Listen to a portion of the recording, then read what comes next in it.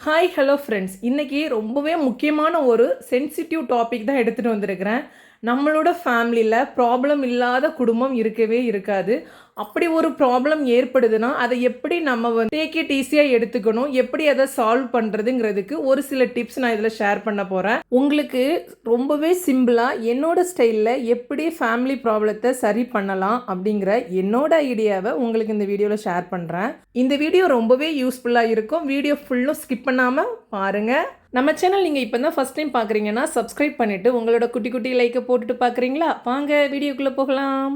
நம்மளில் பல பேருக்கு ஃபேமிலி ப்ராப்ளம் இருக்கலாங்க. நான் இல்லைன்னு சொல்ல வரல, ஃபேமிலினா ப்ராப்ளம் இருக்க தான் செய்யும். அதுக்காக நம்ம அதையே நினச்சி ஓவர் திங்க் பண்ணிகிட்டே இருந்தீங்கன்னா உங்களோட ஹெல்த் எதுக்குங்க ஆகும்? உங்களோட ஹெல்த்து ஃபுல்லுமே நீங்கள் தொலைச்சிடுவீங்க. இதனால் ஹேர் ஃபால் ஆகும், நிறைய இஷ்யூஸஸ், வராத நோய்கள்லாம் கூட உங்களுக்கு வர்றதுக்கு வாய்ப்பு இருக்குது. ப்ராப்ளம்னு எடுத்துக்கிட்டிங்கன்னா ரெண்டு டைப்பு தாங்க. ஒன்று நம்மளே சால்வ் பண்ணுற மாதிரி இருக்கும், இன்னொன்று நம்மளை மீறி நம்மளால் கண்ட்ரோல் பண்ண முடியாத ஒரு ப்ராப்ளம் இருக்கும். இதில் இந்த ரெண்டாவது உள்ள ப்ராப்ளம் இருக்குல்ல, இது ரொம்பவே டிஃபிகல்ட்டானது. இந்த மாதிரி ஒரு சுச்சுவேஷனில் நம்ம ரொம்ப பொறுமையாக அந்த விஷயத்தை டேக்கிள் பண்ணுற மாதிரி இருக்கும். இப்போ நம்ம கை காலில் ஒரு புண்ணு வந்திருக்குன்னு வைங்களேன், நம்ம கீழே விழுந்து ஏதோ ஒரு ஸ்க்ராச்சஸ் மாதிரி ஏதோ ஒன்று வந்திருக்கு. அதுக்கு நம்ம மெடிசினே எடுத்தாலும் அது ஆறுறதுக்கு மினிமம் 1 வீக் இல்லைனா 15 டேஸ் எடுத்துக்கும். இல்லை நம்ம அதுக்கு முன்னாடியே அவசரப்பட்டு அதை நோண்டிகிட்டே இருந்தால் அது என்னாகும்? க்யூர் ஆகுமா? ஆகாது. அதோட பின்விளைவுகள் இன்னும் அதிகமாக தான் இருக்கும். அதே மாதிரி தான் எந்த ஒரு விஷயமா இருந்தாலும் உடனே நம்ம ரியாக்ட் பண்ணக்கூடாது. ஒரு பிரச்சனை நடக்குது, நமக்கும் இன்னொருத்தவங்களுக்கும் வருதுன்னா முடிஞ்ச வரை அவாய்ட் பண்ணுங்கள், இல்லைன்னா ஆற போடுங்க. வார்த்தையை மட்டும் விட்டுறாதீங்க. ஏன்னா வார்த்தைங்களுக்கு உயிர் உண்டுங்கிறத மைண்டில் வச்சுக்கோங்க. அதையும் மீறி உங்களுக்கு ஒரு பெரிய பிரச்சனை வந்துடுச்சு, அது உங்கள் கண்ட்ரோலில் இல்லாத ஒரு பிரச்சனை, தேர்ட் பர்சன் தலையிட்டாலும் இப்போதைக்கு அது சரியாகாதுன்னு உங்களுக்கே தெரியுதில்ல, அப்புறம் ஏன் அதை மண்டைக்குள்ளே போட்டு குழப்பிட்டே இருக்கீங்க? குழப்பாதீங்க. ஏன்னா கண்டிப்பாக காலம் பதில் சொல்லும். அமைதியாக இருங்க. உறவு முறிஞ்சு போகிற நிலையில் இருந்தாலுமே நீங்கள் அமைதியாக இருங்க. ஏன்னா தீர்க்க முடியாத ஒரு பிரச்சனைன்னு எதுவுமே கிடையாது. பட் நீங்கள் ஒரு 2 மாதம் 3 மாதம் இல்லை 1 வருஷமே எடுத்துக்கோங்க, கொஞ்சம் அமைதியாக இருந்தீங்கன்னா ஆட்டோமேட்டிக்காக அந்த ப்ராப்ளம் சால்வ் ஆகிரும். நம்ம வார்த்தைக்கு வார்த்தை எகிரிட்டு மாற்றி மாற்றி பேசிகிட்டு இருந்தால் அதுக்கு சொல்யூஷனே கிடைக்காது. கொஞ்சம் விட்டு கொடுத்து போங்க. அதுக்காக நான் எல்லா இடத்துலையும் உங்களை ஏறி மிதிச்சுட்டு போகிற மாதிரிலாம் ஒரு சில இடத்துல வார்த்தை விடுவாங்க. அங்கே ஓரளவு தான் பொறுமையாக இருக்க முடியும் இல்லையா? அந்த இடத்துல சைலண்டாக வந்துடுங்க. மேக்ஸிமம் விட்டு கொடுத்து போங்க, பொறுமையாக இருங்க, நம்பிக்கையோடு இருங்கங்கிறது காமன் கோட்டாக நான் சொல்கிறேன். பட் எவ்வளோ தூரம் நம்ம அமைதியாக இருந்து அந்த இடத்துல இருந்து கிராஸ் பண்ணுறோமோ அந்த இடத்துல பிரச்சனை சால்வ் ஆகுறதுக்கு சீக்கிரம் சால்வ் ஆகிரும். நெக்ஸ்ட்டு நீங்களே சால்வ் பண்ணுற மாதிரி ஒரு இடத்துல சண்டை வரும். அது எங்கன்னா மேக்ஸிமம் ஹஸ்பண்ட் அண்ட் ஒய்ஃபுக்குள்ளே வர்ற சண்டையாக தான் இருக்கும். சம்மந்தமே இல்லாமல் யாருனா ஒருத்தர் காலையில் டென்ஷன் ஆகியிருப்போம், அது ஹஸ்பண்டாக இருக்கலாம், ஆஃபீஸ் போகிற டென்ஷனில், இல்லை ஒய்ஃபாக குக்கிங்கில் எதுனா ஒரு டென்ஷனில் இருந்திருப்பாங்க, ஏதோ ஒரு வார்த்தை விட்டுருப்போம், அது ஒரு ஆர்கியூமெண்ட் ஆகிருக்கும்.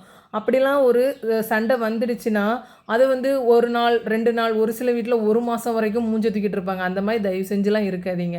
காலையிலே ஒரு பிரச்சனை ஆகிடுச்சா மேக்ஸிமம் மத்தியானம் இல்லைனா சாயந்தரத்துக்குள்ளே பேசிடுங்க. ஒரு கால் பண்ணி பேசிடுங்க. அது ஒரு விஷயமே கிடையாது. மேக்ஸிமம் கால் பண்ணுங்கள். இப்போ உள்ள ஜென்ரேஷனில் நிறைய பேர் மெசேஜ் பண்ணுறாங்க, எதுக்கு எடுத்தாலும் அந்த மாதிரி கோச்சிட்டு போயிட்டாங்கன்னா. அந்த மெசேஜுக்கு என்னங்க தெரியும்? அதுக்கு ஒரு உயிர் இருக்கா? இல்லை. இப்போ நீங்கள் ஒரு வார்த்தை சொல்ல வரீங்க, அது மெசேஜில் சொல்கிறதுக்கும் நம்ம வாயால் சொல்கிறதுக்கும் டிஃப்ரென்ஸ் இருக்குல்ல, அதுவே சண்டையாகிறதுக்கும் வாய்ப்பு இருக்குது. ஸோ நீங்கள் மத்தியானமாக ஒரு கால் பண்ணி ஒய்ஃபு கண்டிப்பாக இறங்கி போகலாம் ஹஸ்பண்ட்ட. அதே மாதிரி ஹஸ்பண்டும் ஒய்ஃப்ட்ட இறங்கி வரலாம், வரக்கூடாதுன்னு எதுவுமே கிடையாது. ஒருத்தருக்கு ஒருத்தர் புரிதலோட இறங்கி யார் ஃபஸ்ட்டு வர்றாங்க போகிறாங்கங்கிறது விஷயம் இல்லை. சண்டை இல்லாமல் கொண்டு போகணுன்னா யாருன்னா ஒருத்தர் இறங்கி அன்றைக்கி மத்தியானமே சாப்பிட்டியா, என்ன சாப்பிட்ட, ரொம்ப பேச வேண்டாம், ஜஸ்ட்டு பேசிட்டு வச்சுட்டிங்கன்னா இது ஒரு விஷயமே கிடையாது. ஒரு சின்ன சின்ன விஷயங்களை பெருசாக்கி பெரிய ஒரு ப்ராப்ளமாக க்ரியேட் பண்ணக்கூடாது. நெக்ஸ்ட்டு மேரேஜ் ஆகி மேக்ஸிமம் ஒரு 1 இயர் 2 இயர்ஸில் நம்ம கேரக்டர்ஸ் ஓரளவு அண்டர்ஸ்டாண்ட் பண்ணிடுவோம் ஹஸ்பண்ட் அண்ட் ஒய்ஃபுக்குள்ளே. அந்த மாதிரி ஒரு சுச்சுவேஷன் ஆனதுக்கு அப்புறம் கூட இந்த மாதிரி சின்ன சின்ன விஷயங்களுக்கு கோச்சிட்டு போகிறதுக்கு ஒரு விஷயமே இல்லை. ஏன்னா ஹஸ்பண்டாக இருந்தால் ஒய்ஃபோட கேரக்டர் இதுதான் அப்படின்னா ஒரு சில விஷயத்தை விட்டு கொடுத்தா போனால், அவளுக்கு பிடிக்காதுன்னா அதை பேசக்கூடாது.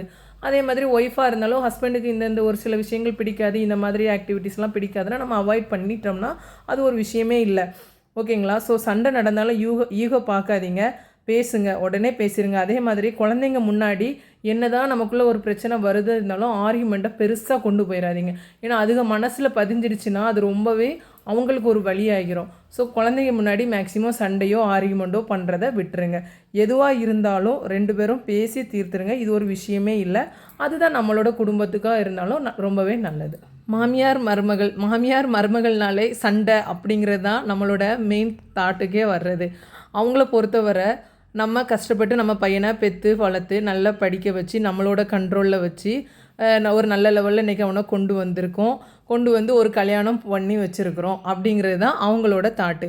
அவங்க என்ன நினைப்பாங்க, நம்ம பையன் ஃபுல்லும் நம்மக்கிட்ட தான் இருக்கணும், நம்மக்கிட்ட தான் பாசமாக இருக்கணும். அதை வந்து இன்னொருத்தவங்களுக்கு ஷேர் பண்ணுறதுல அவங்களுக்கு ஃபஸ்ட்டு அந்த ஒரு மனதளவில் அவங்க விட்டு கொடுக்க மாட்டாங்க. இதுதான் மெயின் ரீசன் என்னை பொறுத்தவரை. அப்படி இருக்கிறப்ப அந்த பொண்ணும் அவங்க வீட்டில் இருந்து இங்கே புதுசாக வந்த ஒரு உறவு தான். புதுசாக ஒரு இடத்துக்கு வந்திருக்காங்க. அங்கே இருக்கிற கேரக்டர்ஸ் எல்லாமே அவங்களுக்கு புதுசு. கரெக்டு தானே? அப்படி இருக்கிறப்ப அவள் என்ன நினைப்பா, நம்ம ஹஸ்பண்ட் நம்மளை நல்லா கவனிச்சிக்கணும், நம்ம கண்ட்ரோலில் இருக்கணும், நமக்கானவன் அப்படிங்கிற ஒரு உரிமையில் அவளும் இருப்பாள். இந்த ரெண்டு பேர் மாமியாருக்கும் மருமகளுக்கும் இருக்கிற ஒரு பெரிய பிரச்சனை காரணமே என்னென்னா, நம்ம பையன்னு அவங்க நினைக்கிறதும், நம்ம ஹஸ்பண்ட் நம்மக்கிட்ட தான் ஃபுல் அண்ட் எல்லாமே ஒரு பாசமாக இருந்தாலும், ஒரு அன்பு காட்டுறதா இருந்தாலும், ஒரு திங்ஸ் வாங்கிட்டு வரதா இருந்தாலும் நமக்கு தான் ப்ரிஃபரன்ஸ் கொடுக்கணும் அப்படின்னு நினைக்கிறாங்க. இதில் நான் புரிஞ்சுக்கிட்டது என்னென்னா, அம்மா அப்பாவா குழந்தைகளை வளர்க்குறாங்களே தவிர அவனுக்கு பிடிச்சதை செஞ்சு கொடுக்குறாங்க, அவனுக்கு பிடிச்சதை படிக்க வைக்கிறாங்க, அவன் என்னென்ன கேட்குறானோ வாங்கி கொடுத்து வளர்த்து வர்றதுனால என்னவோ தெரில, அவங்க லைஃப்பை ஆனால் வாழ்ந்த மாதிரி தெரில. அவங்க பிள்ளைங்களுக்காகவே அவங்க லைஃப்பை விட்டு கொடுத்த மாதிரி தான் தெரியுது. ஸோ அதனால தான் என்னவோ ஒரு கல்யாணம் முடிஞ்சதுக்கு அப்புறம் கூட அந்த ஒரு பொசிஷனஸ் வருது. கரெக்டு தானே? ஸோ நான் என்ன சொல்ல வரேன்னா, நீங்கள் ஃபஸ்ட்டு உங்கள் வாழ்க்கையே வாழுங்க. பையனுக்கு ஒரு நல்ல இக்கோட நீங்கள் இருக்கிறீங்க. ஓகே, இது வந்து நான் இப்போ ஏன் இந்த இதை சொல்கிறேன்னா, நானும் ஒரு 30 வயசில் தான் இப்போதைக்கு இருக்கிறேன். எனக்கும் ஒரு பையன் இருக்கிறான், பொண்ணு இருக்கிறாங்கன்னு வச்சுக்கோங்க. பசங்களுக்கு நல்ல ஒரு கைடன்ஸாகவும் பாதுகாப்பாகவும் தான் இருக்கணுமே தவிர அவங்க லைஃப்பை நம்ம வாழணுங்கிற ஒரு தாட்டு நமக்கு வரக்கூடாது. அவங்க லைஃப் அவங்க என்ஜாய் பண்ணணும் அப்படிங்கிற மாதிரி நம்ம பசங்களை வளர்க்கணும்னு சொல்ல வரேன். அவன் லைஃப் அவன் பார்த்துப்பாங்கிற ஒரு மென்டாலிட்டி வந்துடுச்சுன்னா, அந்த மேரேஜ் ஆனால் கூட அவனும் அவன் லைஃப்பை வாழட்டுமே அப்படிங்கிற தாட்டு ஜென்ரலாக வந்துடும். பட் நம்மளோட கல்ச்சர்னு வச்சுக்கோங்க, இதை நான் காமனாக சொல்கிறேன். நம்ம இந்தியாவை பொறுத்தவரை அது இன்னும் மாறலை. ஆனால் மாறணும். கொஞ்சம் கொஞ்சமாக நம்ம தான் மாற்றணும். பையன் அவன் லைஃப்பை அவன் பார்த்துப்பான் அப்படிங்கிறத ஒரு இதை கொண்டு வந்துட்டோன்னா, அவனும் அவன் லைஃப்பை வாழட்டுமே, நம்ம லைஃப்பை வாழ்ந்துட்டோமே அப்படின்னு நினச்சோன்னா இங்கே பிரச்சனைக்கு இடமே இருக்காது. அவன் ஜாலியாக அவன் ஒய்ஃபோடு இருப்பான், நம்ம பார்ட்னரோட ஹாப்பியாக இருப்போம். சிம்பிளாக சொல்கிறேங்க, இன்றைக்கி மருமகளாக இருக்கிறவங்க நாளைக்கு மாமியாராக ஆக போகிறவங்க தான். ஸோ அதனால் அவங்க அந்த லைஃப்பை என்ஜாய் பண்ணாங்கன்னா அவங்களுக்கு ஆட்டோமேட்டிக்காக அந்த மென்டாலிட்டி வந்துடும்ல. அப்புறம் எங்கள் மாமியார் மருமகள் சண்டை வரப்போகுது, அவங்கவுங்க லைஃப்பை பார்த்துட்டு போட்டுப்பா அப்படின்னு ஒரு பெருந்தன்மையாக விட்டுறணும். எனிவே எல்லோரும் ஹாப்பியாக சந்தோஷமாக இருங்க, சண்டை சச்சரவு இல்லாமல் ஜாலியாக லைஃப்பை கொண்டு போங்க. ஓகே, இந்த வீடியோ இவ்வளோ தாங்க. இந்த வீடியோ பிடிச்சிருந்தால் லைக் பண்ணுங்கள், ஷேர் பண்ணுங்கள். மறக்காமல் உங்கள் ஃபீட்பேக் என்னங்கிறத கமெண்டில் சொல்லிட்டு போங்க.